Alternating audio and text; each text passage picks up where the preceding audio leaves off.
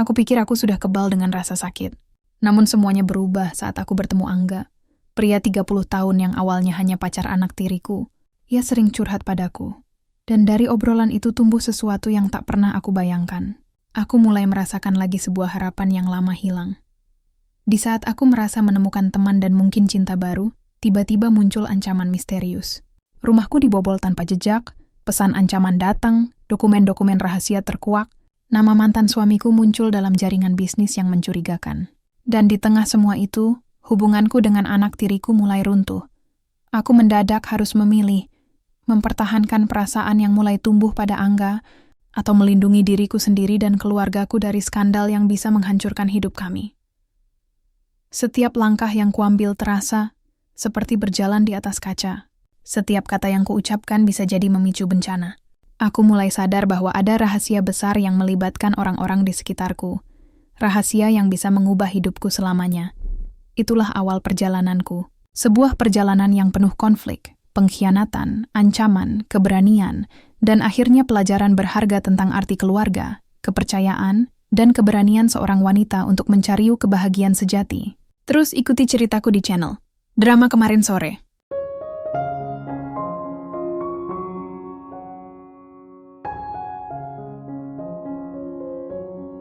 Namaku Putri, usia 45 tahun. Aku seorang janda kaya. Aku pernah menikah 2 kali dan keduanya berakhir dengan perceraian karena perselingkuhan.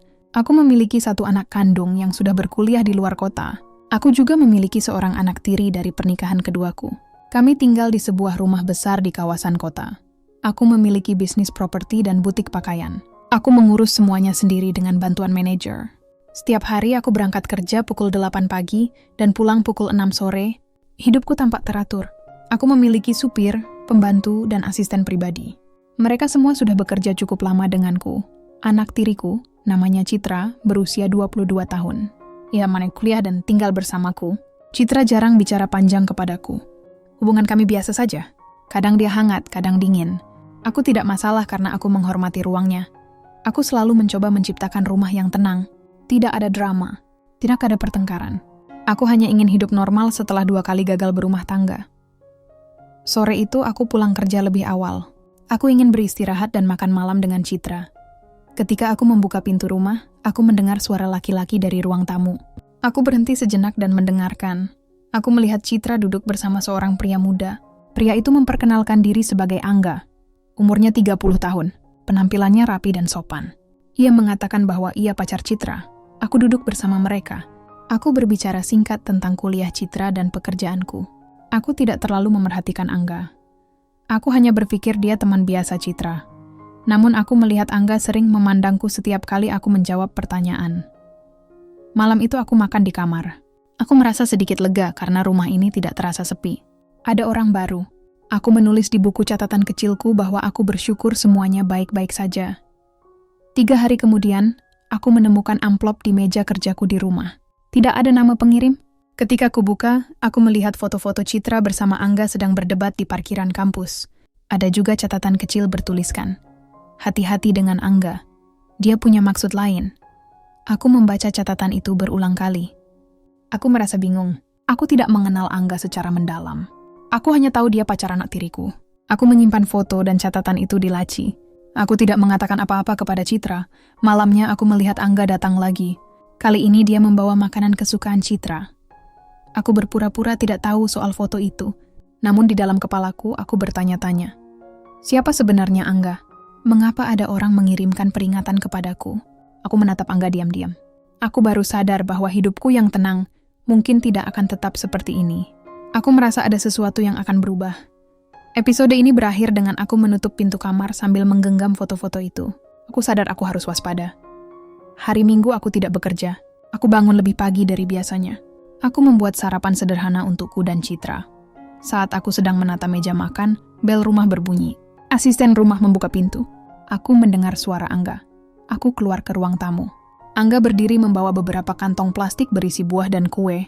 Ia mengatakan bahwa ia sengaja datang pagi-pagi karena ingin sarapan bersama Citra. Aku mengangguk dan mempersilakan dia masuk. Citra turun dari kamar. Wajahnya tampak biasa saja. Mereka berdua duduk di meja makan. Aku ikut duduk. Aku tidak ingin membuat jarak terlalu jauh supaya suasana rumah tidak tegang. Angga mulai mengajak aku bicara. Ia bertanya tentang bisnis butikku. Ia bilang dia pernah menjadi konsultan pemasaran di sebuah perusahaan retail. Ia juga bilang ia baru memulai usaha kecil di bidang desain interior. Pembicaraan kami mengalir tanpa canggung. Aku memperhatikan caranya bicara. Angga menyampaikan pendapat dengan jelas. Ia tidak terlalu banyak basa-basi. Ia terlihat dewasa dan sabar. Ia beberapa kali memuji hasil kerja Citra di kampus. Aku mencatat semua informasi itu dalam pikiranku. Selesai sarapan, Citra naik ke kamar karena ada tugas. Aku tinggal berdua dengan Angga di ruang tamu. Awalnya sunyi, lalu Angga berkata pelan bahwa ia sering merasa bingung menghadapi Citra yang berubah-ubah sikap. Ia berkata ia ingin punya teman bicara. Aku tidak langsung menjawab. Aku hanya mengangguk. Lalu aku mengalihkan pembicaraan ke topik bisnis agar suasana lebih ringan. Angga mendengarkan dengan serius. Sebelum pulang, Angga memberikan kartu nama padaku. Ia bilang jika aku butuh bantuan di bidang pemasaran butik, dia siap membantu. Aku mengucapkan terima kasih. Sore itu, setelah Angga pulang, aku duduk di kamar sambil melihat lagi foto-foto yang pernah kukumpulkan di amplop. Aku perhatikan dengan teliti. Ada detail kecil yang baru kusadari. Di pojok salah satu foto, ada sebuah mobil hitam dengan plat nomor yang pernah kulihat di depan butikku minggu lalu. Aku mulai curiga bahwa orang yang mengirimkan foto itu mungkin memantau rumahku. Aku merasa tidak nyaman. Aku menyimpan foto itu di tempat lain yang lebih aman. Aku juga mulai menyimpan nomor Angga di ponselku, agar lebih mudah menghubunginya jika perlu. Malamnya aku mendapat pesan WhatsApp dari nomor tak dikenal. Pesannya hanya satu kalimat. Dia mendekatimu bukan hanya karena anak tirimu. Aku membaca pesan itu berulang kali. Aku merasa jantungku berdegup lebih cepat. Aku mulai berpikir bahwa masalah ini lebih rumit daripada yang aku bayangkan. Episode berakhir dengan aku menutup ponsel dan duduk diam di tempat tidur. Aku merasa rumah yang selama ini tenang mulai berubah.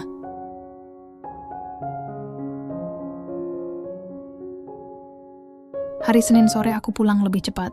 Butik sedang sepi dan aku ingin beristirahat. Di rumah hanya ada asisten rumah dan Citra. Aku duduk di teras belakang sambil minum teh. Sekitar pukul 5 sore, Angga datang sendiri. Ia membawa map berisi rancangan pemasaran butikku. Aku sedikit terkejut karena ia datang tanpa Citra. Aku mempersilahkan dia masuk. Kami duduk di ruang tamu. Angga terlihat cemas. Ia bilang ia ingin bicara serius. Aku mengangguk. Ia mulai bercerita tentang hubungannya dengan Citra. Katanya Citra akhir-akhir ini sering marah tanpa sebab, jarang mengangkat telepon, dan sibuk dengan teman-teman kampusnya. Aku mendengarkan tanpa memotong. Angga menunduk memegang tangannya sendiri.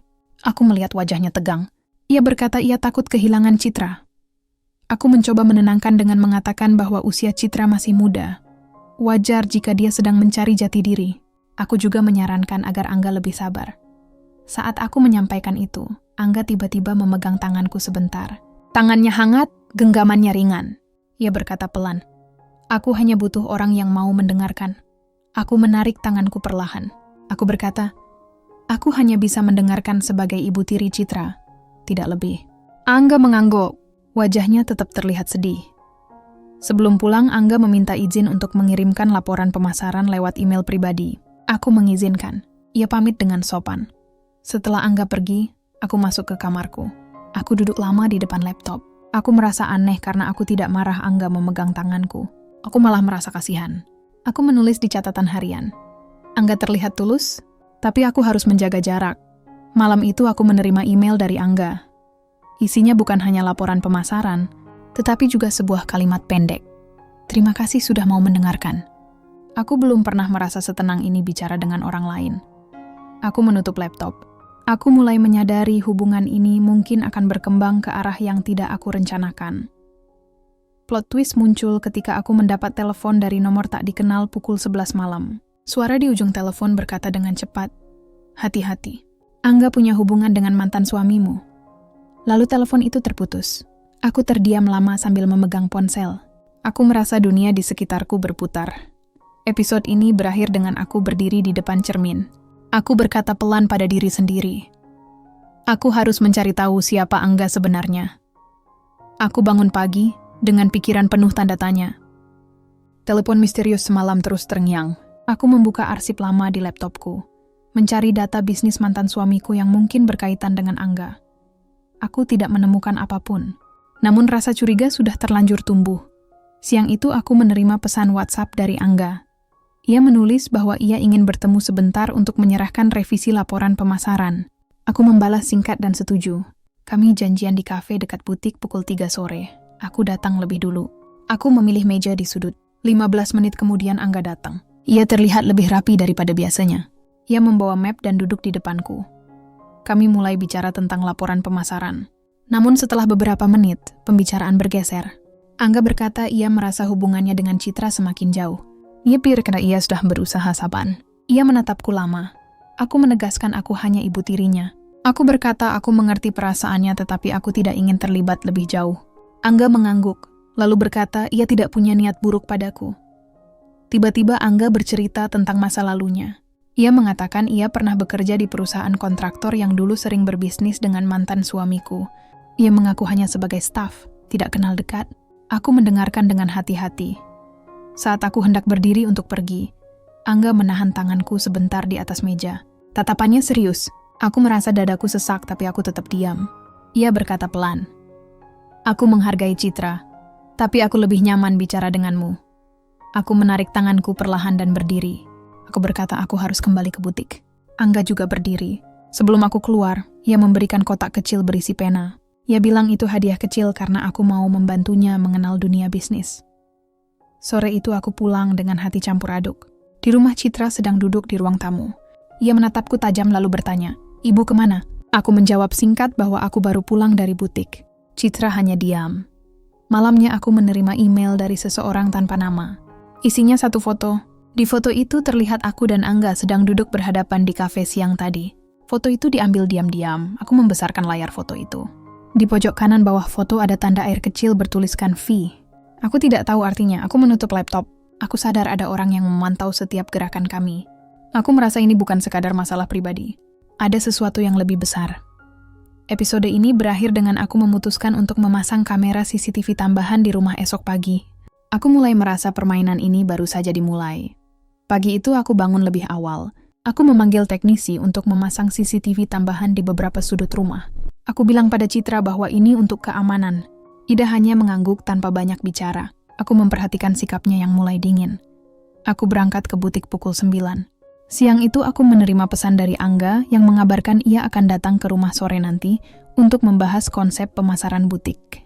Aku tidak membalas lama-lama, hanya menulis baik. Sore, aku pulang lebih cepat.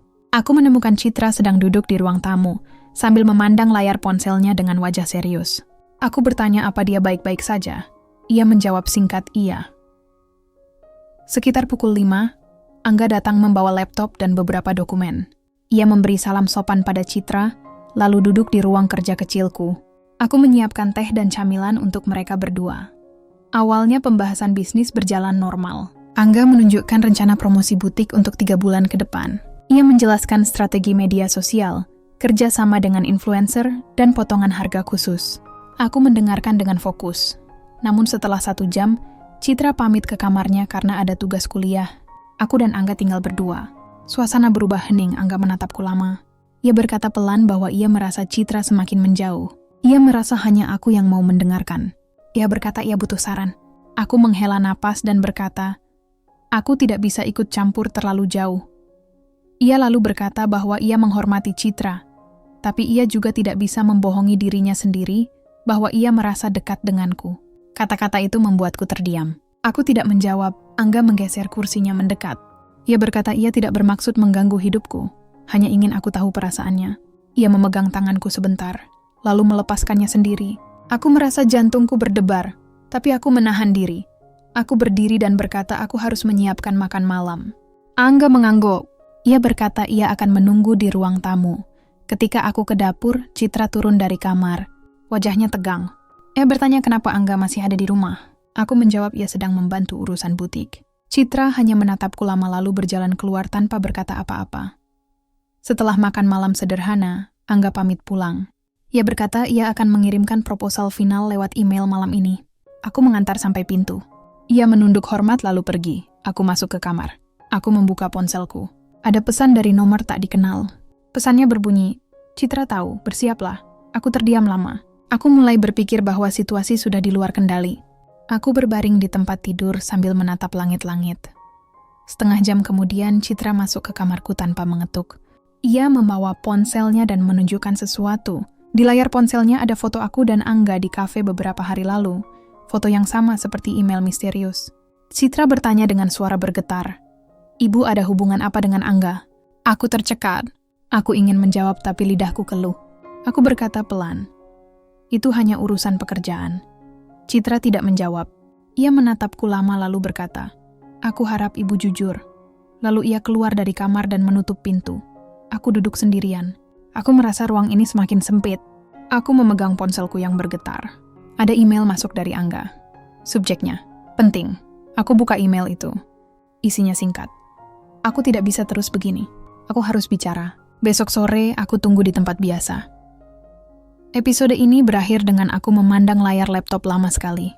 Aku sadar batas yang dulu jelas kini sudah mulai hilang. Aku tidak tahu lagi siapa yang mengatur semua ini. Aku sendiri, Angga, Citra, atau orang yang terus memantau kami.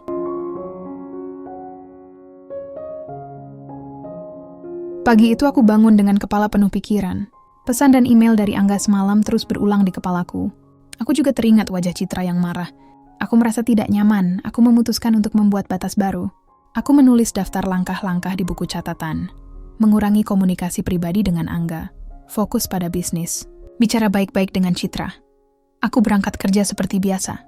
Di butik aku menandatangani beberapa dokumen dan mengecek laporan keuangan. Aku mencoba sibuk agar pikiranku tidak kemana-mana.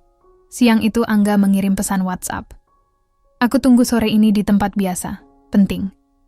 Aku tidak langsung membalas. Setelah 1 jam aku hanya menulis. Aku tidak bisa datang. Kita bicara lewat email saja. Sore, saat aku pulang, suasana rumah hening. Citra tidak ada di ruang tamu. Asisten rumah bilang Citra keluar dengan teman kampusnya. Aku merasa lega sekaligus khawatir. Aku duduk di ruang kerja kecilku. Aku menulis email untuk Angga. Aku mengucapkan terima kasih atas semua bantuannya. Tetapi mulai hari ini aku ingin menjaga jarak. Aku menulis bahwa aku hanya ingin hubungan profesional. Aku mengirim email itu tanpa banyak berpikir. Malamnya Angga menelepon.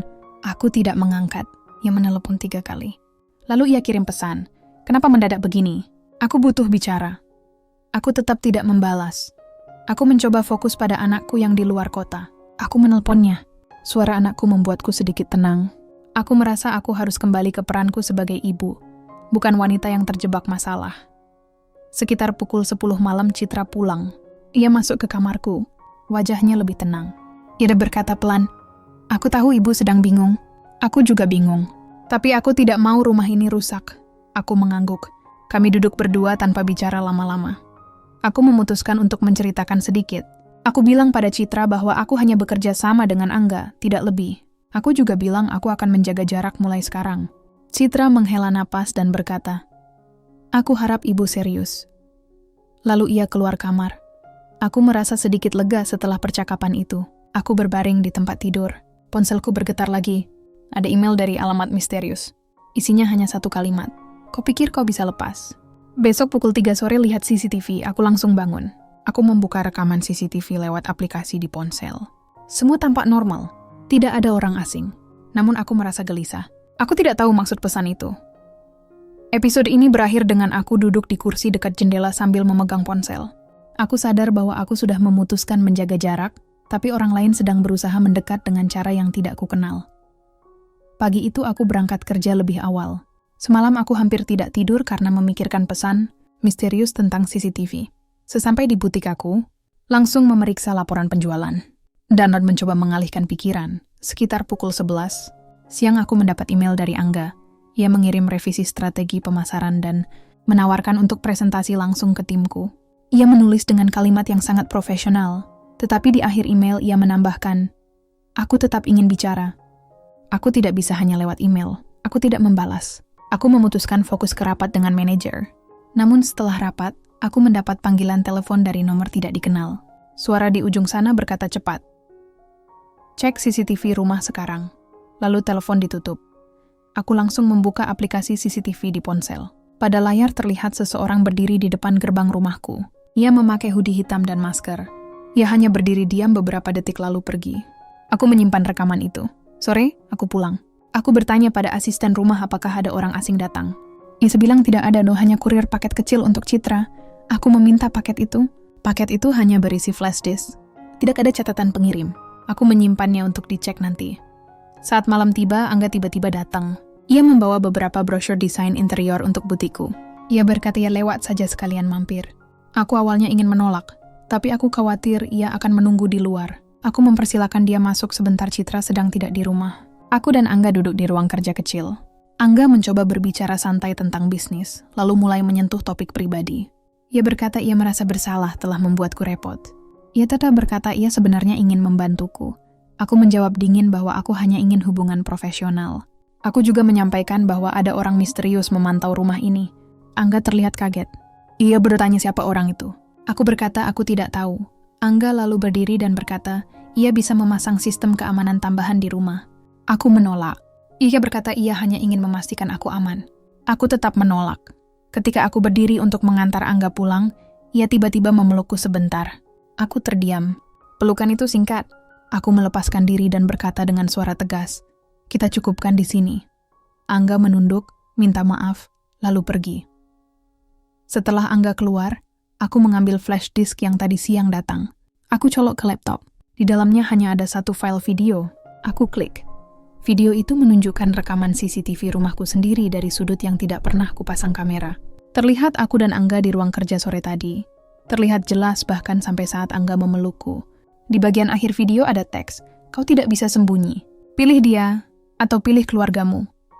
Aku menutup laptop dengan tangan gemetar. Aku mulai sadar orang ini bukan hanya memantau dari luar, tetapi juga masuk ke dalam area pribadiku tanpa aku tahu.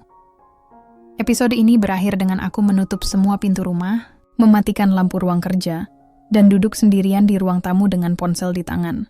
Aku mulai berpikir mungkin ini bukan sekadar masalah cinta, tapi ada rencana yang lebih besar di balik semua ini.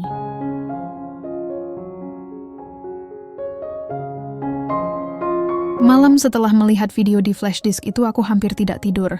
Aku memeriksa setiap sudut rumah. Semua pintu terkunci. CCTV yang baru kupasang tetap menyala. Namun aku merasa ada kamera lain yang tidak aku ketahui. Pagi harinya aku mengajak Citra sarapan bersama. Aku mencoba bersikap normal. Aku bertanya soal kuliahnya. Citra menjawab pendek. Aku bisa melihat dia masih menyimpan kecurigaan. Aku menahan diri untuk tidak membuka topik tentang Angga. Setelah Citra pergi, aku memanggil teknisi keamanan profesional untuk memeriksa rumah. Mereka menemukan sebuah kamera kecil tersembunyi di pot tanaman dekat ruang kerja. Kamera itu tidak terhubung ke sistemku. Aku minta mereka mengambil dan menyerahkan padaku. Aku merasa marah sekaligus takut. Siang itu Angga mengirim pesan WhatsApp. Aku dengar ada masalah keamanan. Aku bisa bantu. Aku tidak membalas. Aku sudah bertekad menjaga jarak. Sore aku ke butik. Saat sedang memeriksa stok barang, seorang kurir datang membawa amplop putih untukku. Tidak ada nama pengirim. Di dalam amplop hanya ada kertas bertuliskan, hentikan hubunganmu dengan Angga atau rahasiamu keluar. Aku meremas kertas itu lalu menyimpannya di tas. Aku mulai yakin ancaman ini serius. Aku juga mulai curiga ancaman ini bukan hanya soal moral, tetapi mungkin soal bisnis mantan suamiku. Malamnya, setelah Citra tidur, aku duduk di ruang tamu sendirian. Aku membuka laptop dan mencoba mencari jejak digital Angga. Aku menemukan beberapa artikel lama tentang proyek kontraktor tempat Angga pernah bekerja. Nama mantan suamiku juga tercantum di artikel itu sebagai investor. Aku merasa semakin bingung. Apakah Angga sengaja mendekatiku untuk sesuatu? Atau dia juga korban? Pukul 11 malam aku menerima panggilan video dari nomor tidak dikenal. Saat aku terima, layar hanya menunjukkan teks hitam putih. Besok jam 3 sore ke gudang kosong di dekat pelabuhan. Jangan ajak siapapun. Jika tidak datang, Citra tahu semuanya. Aku menutup panggilan itu dengan tangan gemetar. Aku duduk lama di sofa. Aku sadar ini sudah jauh lebih besar daripada sekadar urusan pribadi. Aku memutuskan mengirim pesan singkat ke Angga. Aku butuh bicara besok pagi di kafe. Datang sendiri. Ia membalas cepat. Baik. Episode ini berakhir dengan aku berdiri di balkon rumah memandang jalan kosong. Aku merasa rahasia ini tumbuh semakin besar dan sebentar lagi akan meledak. Pagi itu aku tiba lebih dulu di kafe. Aku memilih meja paling pojok. Aku mematikan ponselku agar tidak disadap. Aku membawa map berisi salinan ancaman dan foto-foto yang kuterima selama ini. Aku memutuskan untuk konfrontasi Angga secara langsung. 10 menit kemudian Angga datang. Izzy terlihat lelah dan gugup. Ia duduk di depanku. Aku langsung berkata aku tahu ia pernah bekerja di perusahaan yang ada hubungan dengan mantan suamiku. Aku bertanya apakah ia sengaja mendekati anak tiriku dan kemudian mendekatiku. Angga terkejut. Ia menyangkal. Ia berkata ia memang pernah bekerja di perusahaan itu, tetapi hanya sebagai staf biasa. Ia berkata ia tidak punya hubungan pribadi dengan mantan suamiku. Ia juga berkata ia mendekatiku karena ia merasa dihargai dan didengarkan. Aku menunjukkan foto-foto, catatan ancaman, dan video CCTV. Angga terlihat kaget. Ia berkata ia tidak tahu menahu soal ancaman itu. Ia berkata mungkin ada pihak ketiga yang ingin memfitnahnya. Aku tidak tahu harus percaya atau tidak. Aku berkata aku mendapat panggilan video semalam yang memintaku datang ke gudang kosong di pelabuhan. Angga langsung meminta aku jangan datang sendiri. Ia berkata itu bisa berbahaya. Aku berkata aku belum memutuskan. Tiba-tiba ponselku bergetar. Aku menyalakannya sebentar. Ada pesan dari nomor tak dikenal. Lihat berita online sekarang. Aku membuka portal berita. Judul besar terpampang. Skandal baru. Janda konglomerat diduga dekat dengan pacar anaknya sendiri. Di bawahnya ada foto-foto aku dan Angga di kafe, di rumah, bahkan saat ia memelukku. Aku merasa darah di wajahku turun. Aku memandang Angga. Ia juga terlihat pucat. Aku berkata, ini sudah keluar. Di layar berita juga disebutkan bisnis butikku mengalami penurunan citra karena gosip itu. Investor mulai mundur. Aku merasa semuanya runtuh begitu saja. Aku segera menelepon Citra. Tidak diangkat. Aku mengirim pesan singkat. Tidak dibalas. Aku mulai panik. Angga berkata ia akan mencari Citra. Ia keluar dari kafe sambil menghubungi beberapa orang. Aku duduk sendirian. Aku mulai berpikir aku sudah kehilangan kendali atas semuanya. Setengah jam kemudian ponselku berdering. Nomor tak dikenal lagi. Suara di ujung telepon berkata dingin. Sekarang semua orang tahu. Besok pukul 3 jangan lupa datang. Jika tidak, rahasia berikutnya keluar. Lalu telepon terputus. Aku menutup ponsel dengan tangan gemetar. Aku sadar ini bukan lagi sekadar gosip. Ini sudah jadi permainan terbuka. Aku tidak tahu apa yang akan terjadi pada Citra. Episode ini berakhir dengan aku berdiri di depan kaca kafe. Aku melihat diriku sendiri. Di belakangku kursi kosong Angga yang baru saja pergi. Aku berkata pelan pada diri sendiri. Aku harus memilih jalan yang benar atau semuanya hancur.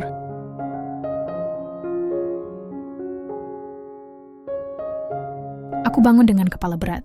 Berita tentangku dan Angga sudah menyebar di mana-mana. Ponselku penuh dengan notifikasi, telepon dari wartawan, pesan dari teman-teman lama, bahkan dari kolega bisnis.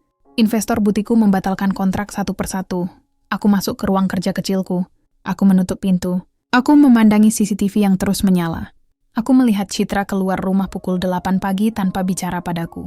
Aku tidak sempat mengejarnya. Aku menulis daftar yang harus kulakukan hari ini. Mencari Citra. Memastikan butik tetap buka. Menentukan apakah aku akan datang ke gudang pelabuhan. Pukul 11, Angga datang ke rumah. Ia masuk dengan wajah tegang.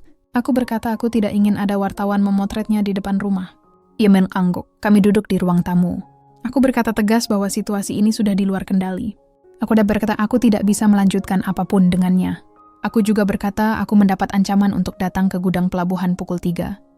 Angga berkata ia juga mendapat pesan ancaman serupa. Ia menunjukkan ponselnya padaku. Pesan itu sama persis. Datang pukul 3 atau rahasia berikutnya keluar. Aku mulai berpikir ini bukan sekadar permainan orang yang cemburu.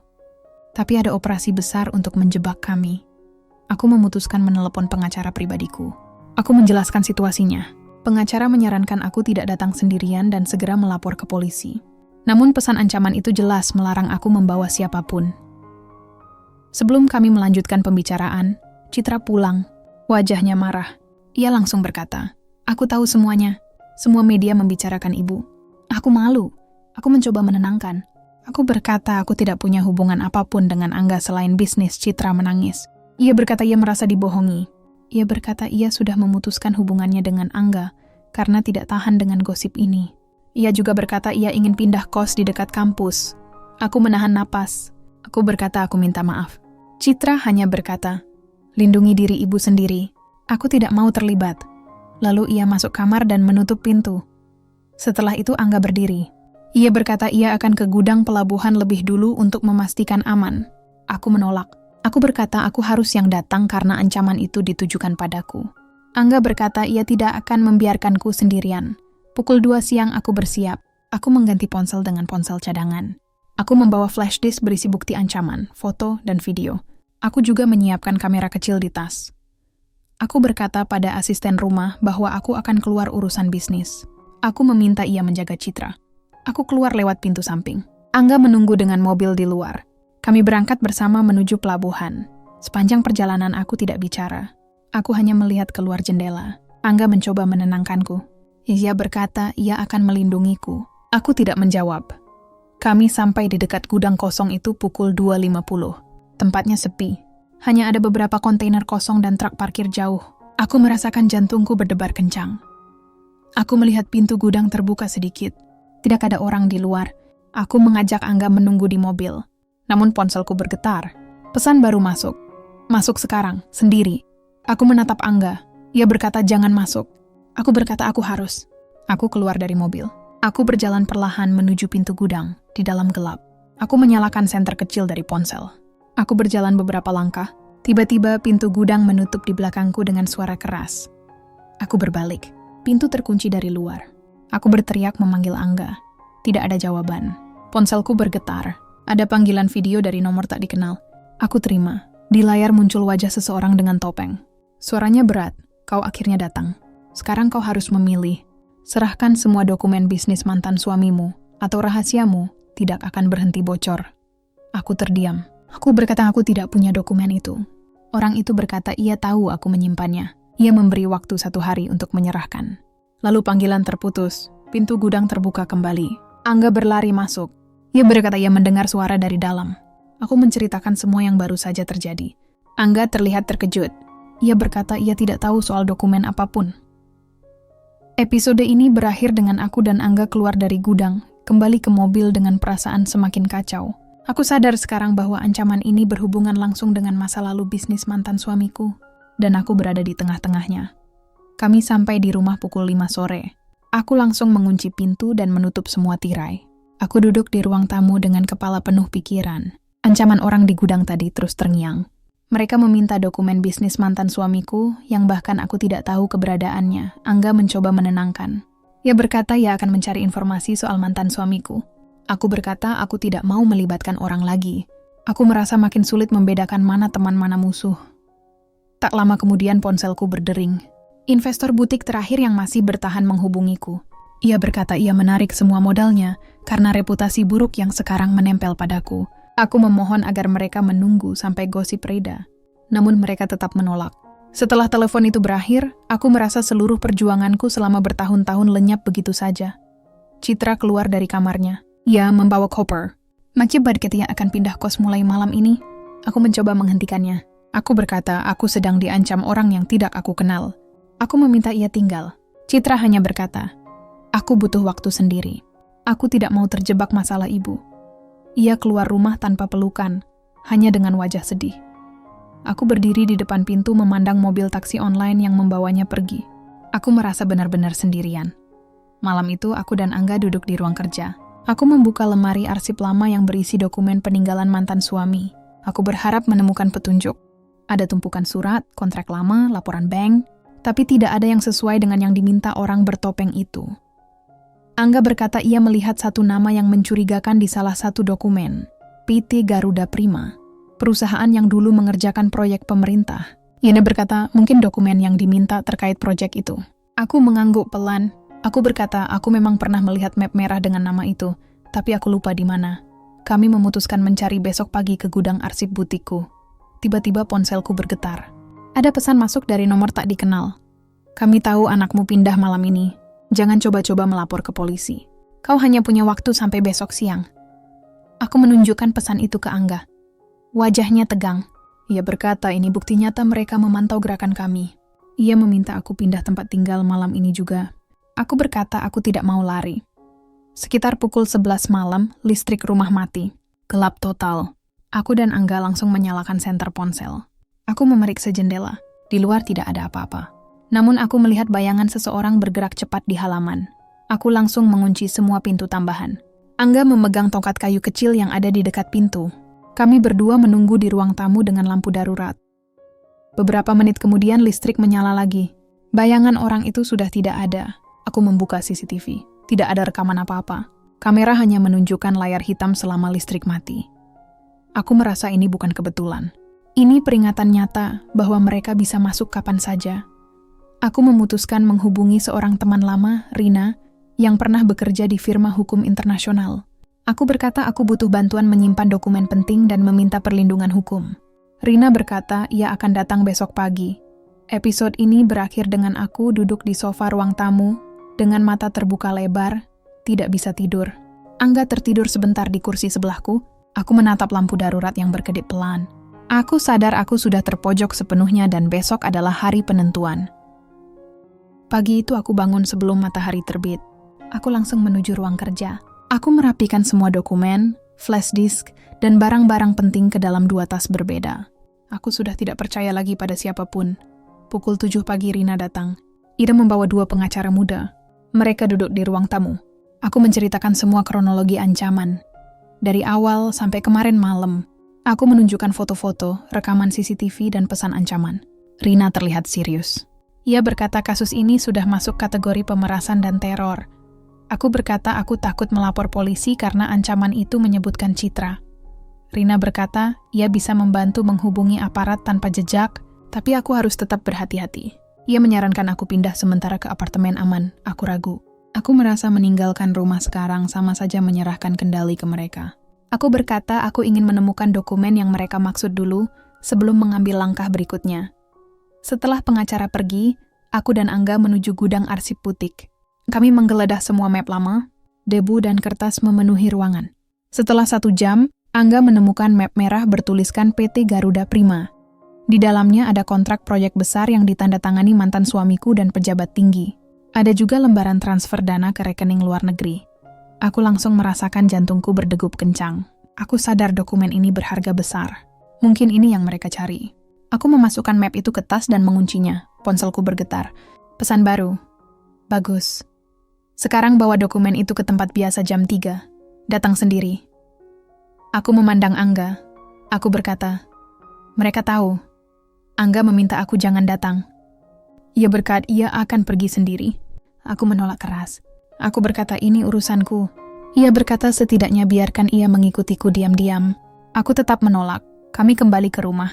Aku menaruh dokumen di brankas. Aku duduk di sofa memikirkan langkah selanjutnya. Tiba-tiba Citra menelepon. Suaranya bergetar. Ia berkata ada seseorang mengikuti mobilnya sejak pagi. Ia merasa diawasi. Aku panik. Aku meminta dia segera ke kantor Rina untuk perlindungan. Citra setuju. Aku menutup telepon dan langsung menangis sebentar. Aku merasa sudah menarik anakku ke pusaran yang tidak ia pahami. Siang menjelang. Aku bersiap pergi ke gudang pelabuhan. Aku mengenakan pakaian sederhana. Aku membawa map merah di tas. Aku juga membawa kamera kecil tersembunyi. Sebelum keluar, aku berkata pada Angga, kalau aku tidak kembali dalam 2 jam, hubungi Rina. Angga terlihat ingin memprotes, tetapi akhirnya mengangguk. Aku berangkat sendirian dengan mobil kecil. Jalanan menuju pelabuhan terasa lebih panjang dari biasanya. Aku memutar musik pelan hanya untuk menenangkan diri. Setiba di sana pukul 2.55. Gudang yang sama. Pintu masih tertutup. Tidak mau ada orang. Aku turun dari mobil dengan tangan gemetar. Aku berjalan ke pintu. Saat aku hendak masuk, seseorang keluar dari dalam gudang. Bukan orang bertopeng kemarin. Ia memakai jas resmi dan kacamata hitam. Ia berkata pelan, Ibu Putri, jangan panik. Kami dari pihak berwenang. Kami sudah memantau ini lama. Kami tahu ada pemerasan besar. Kami butuh dokumen itu sebagai bukti. Aku kaget. Aku mundur 1 langkah. Aku berkata aku tidak tahu harus percaya atau tidak. Orang itu menunjukkan tanda pengenal resmi. Ia berkata aku harus cepat menyerahkan dokumen untuk melindungi anakku. Di saat yang sama ponselku bergetar lagi. Pesan baru masuk, itu bukan orang kami. Jangan percaya, serahkan ke kami saja. Aku berdiri di antara 2 pilihan. Di depanku orang yang mengaku pihak berwenang. Di ponsel ancaman yang menyuruhku jangan percaya. Aku merasa semua otot tubuhku menegang. Episode ini berakhir dengan aku menggenggam tas berisi dokumen erat-erat, mataku bergantian melihat pria di depan dan layar ponsel di tangan. Aku tahu keputusan berikutnya akan menentukan hidupku dan keselamatan Citra.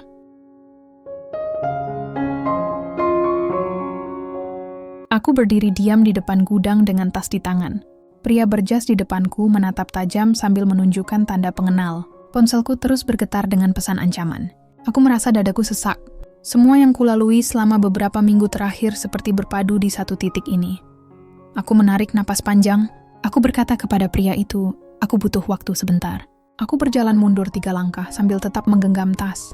Aku lalu memutuskan menelepon Rina dengan kode rahasia yang sudah kami buat pagi tadi. Kode itu berarti aku berada dalam situasi genting dan butuh konfirmasi. Rina mengangkat. Suaranya tegas. Ia berkata timnya memang menghubungi aparat resmi dan mereka sedang menuju lokasi. Ia berkata jika ada orang di sana lebih dulu, aku harus hati-hati. Aku menutup telepon dengan cepat agar pria di depanku tidak curiga. Aku memutuskan untuk tidak menyerahkan dokumen ke siapapun di tempat itu. Aku berkata pelan pada pria itu, saya akan memproses ini lewat pengacara saya. Saya tidak akan menyerahkan apapun di sini. Wajah pria itu berubah dingin.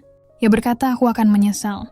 Ia lalu memasukkan tangannya ke saku jas seolah hendak mengambil sesuatu. Tetapi tiba-tiba terdengar suara siren polisi dari kejauhan.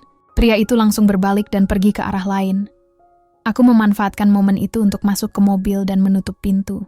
Aku mengunci mobil dari dalam. Sirin semakin dekat. 2 mobil polisi muncul dari jalan masuk pelabuhan. Angga tiba-tiba muncul dari arah belakang dengan motornya. Ia ternyata diam-diam mengikutiku sejak tadi. Ia menghampiri mobilku. Aku membuka jendela sedikit. Ia berkata ia melihat pria itu melarikan diri ke arah gudang sebelah. Polisi mendekat dan menanyakan identitasku. Aku menyerahkan KTP dan menjelaskan situasi singkat.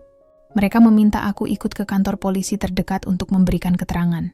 Aku setuju. Dalam perjalanan ke kantor polisi, aku memeluk tas berisi dokumen erat-erat.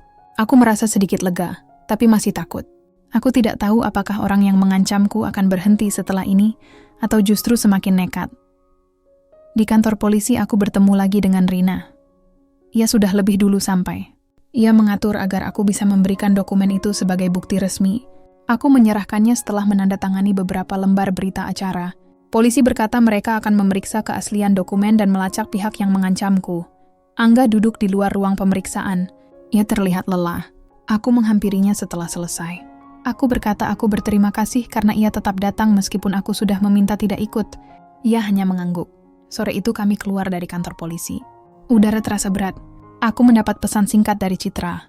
Ia berkata ia sudah sampai di kantor Rina dan aman di sana. Aku menghela napas lega. Malamnya aku kembali ke rumah.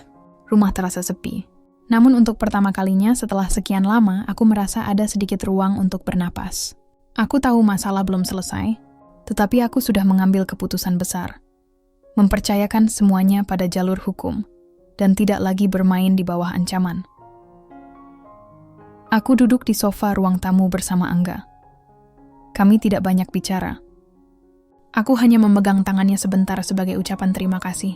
Lalu aku berdiri dan menuju kamarku.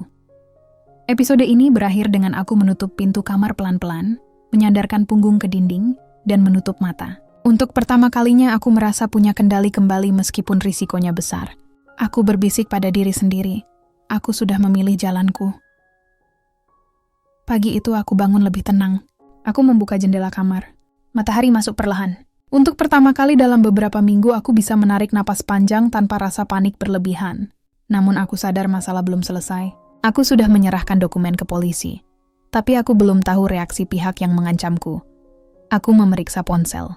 Tidak ada pesan ancaman baru, hanya notifikasi berita. Media online mulai menulis artikel baru. Kasus dugaan pemerasan terhadap janda konglomerat masuk jalur hukum. Untuk pertama kalinya aku melihat namaku disebut bersama kata korban dan bukan skandal. Aku menelepon Citra pagi itu. Aku berkata aku minta maaf atas semua hal yang ia alami. Aku berkata aku sedang berjuang melindungi kami berdua. Suaranya terdengar lebih lembut. Ia berkata, ia mengerti sekarang kenapa aku terlihat aneh akhir-akhir ini. Ia berkata ia akan tetap di kantor Rina sampai keadaan aman. Aku merasa sedikit lega. Aku juga mengirim pesan ke staf butik agar tetap membuka toko walaupun investor pergi. Aku berkata aku akan bertanggung jawab membayar gaji mereka sementara waktu.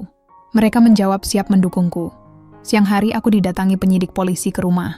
Mereka meminta keterangan tambahan tentang mantan suamiku dan proyek-proyeknya. Aku membuka semua data yang aku punya.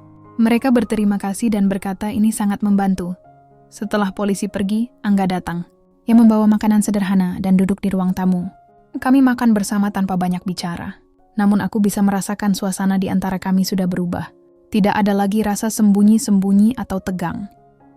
Angga berkata ia ingin meminta maaf kepada Citra dan akan melakukannya setelah semuanya reda. Aku mengangguk. Aku berkata aku menghargai niatnya. Sore itu aku mendapat telepon dari seorang pejabat di instansi pemerintah yang disebut dalam dokumen. Ia berkata mereka siap bekerja sama dengan penyidik. Ia juga berkata aku tidak perlu takut.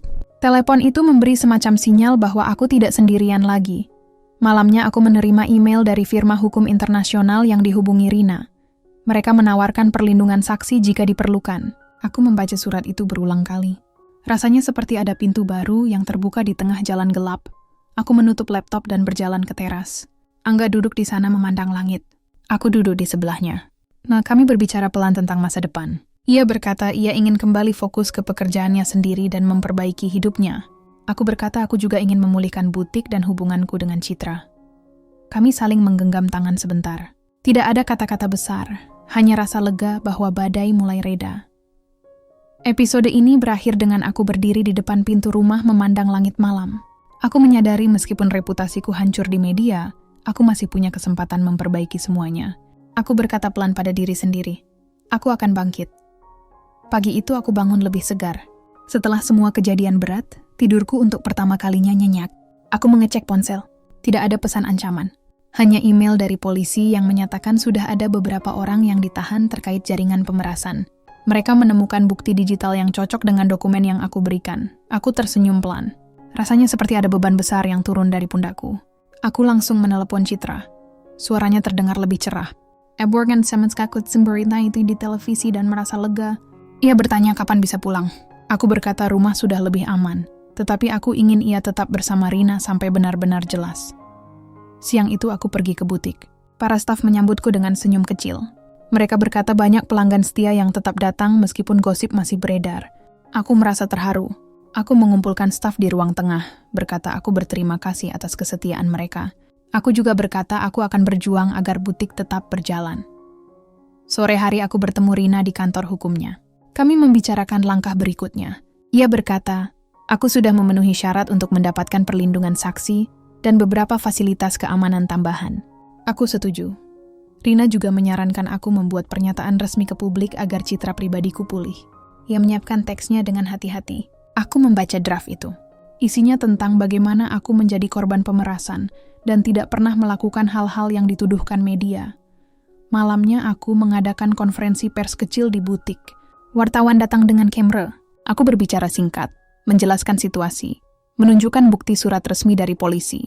Aku tidak menyebut nama Angga atau Citra untuk melindungi privasi mereka. Aku menutup konferensi pers dengan kalimat, aku hanya ingin melanjutkan hidup dan membangun kembali keluargaku. Setelah acara selesai, aku duduk di ruang belakang butik. Angga datang menyusul. Ia berkata bedinat konferensi persku dari televisi. Ia berkata ia bangga aku berani bicara jujur. Aku tersenyum. Aku berkata aku juga menghargai keberaniannya yang selama ini mendampingiku. Kami berbicara lama tentang masa depan. Aku berkata aku ingin memperbaiki hubunganku dengan Citra dan fokus ke butik. Angga berkata ia juga ingin fokus ke kariernya sendiri dan tidak akan mengganggu rencana hidupku. Aku mengangguk. Sebelum pulang, aku menelepon Citra sekali lagi. Aku berkata aku akan menjemputnya besok. Ia berarti ya siap pulang. Aku menutup telepon dengan perasaan hangat. Episode ini berakhir dengan aku dan Angga berdiri di depan butik yang mulai sepi. Kami saling berjabat tangan. Nggak ada janji berlebihan. Hanya ucapan terima kasih dan keinginan agar masing-masing bisa hidup lebih baik. Lalu aku menatap langit malam dan merasa untuk pertama kalinya ada jalan baru yang terbentang di depanku.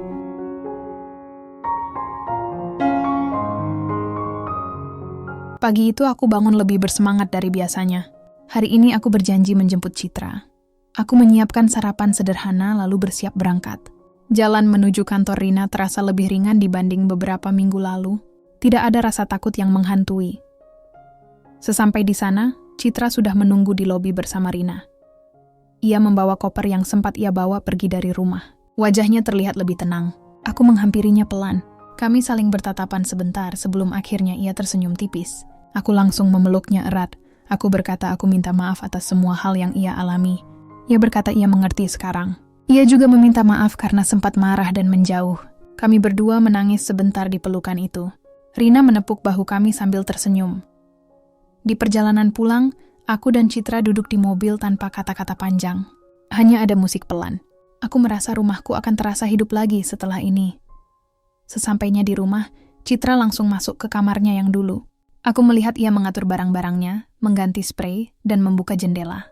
Rumah terasa lebih hangat. Aku menyiapkan makan siang favoritnya. Kami makan bersama di meja makan. Untuk pertama kali setelah sekian lama kami bercanda kecil.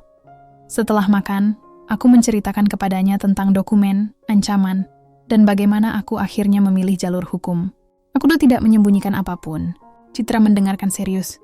Ia berkata ia bangga aku berani melawan. Ia juga berkata, ia ingin fokus pada kuliahnya dan tidak mau lagi terlibat dengan Angga. Aku menghargai keputusannya. Sore itu Angga datang sebentar untuk mengembalikan beberapa dokumen yang sempat ia simpan. Ia meminta izin berbicara dengan Citra. Aku mengizinkan.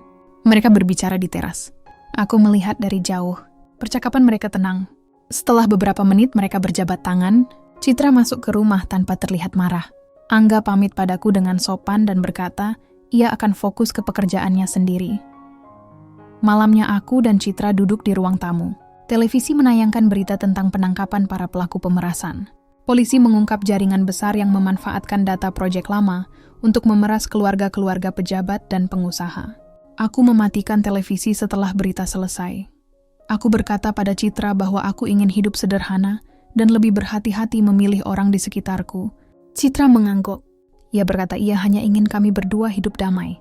Kami berpegangan tangan sebentar. Episode ini berakhir dengan aku berdiri di depan pintu rumah memandangi lampu jalan di luar. Untuk pertama kalinya setelah semua kejadian, rumah ini terasa benar-benar aman. Aku merasa fondasi hubunganku dengan anakku mulai pulih. Aku berbisik pada diri sendiri, aku pulang. 3 bulan telah berlalu sejak semua kejadian itu. Hidupku perlahan kembali normal.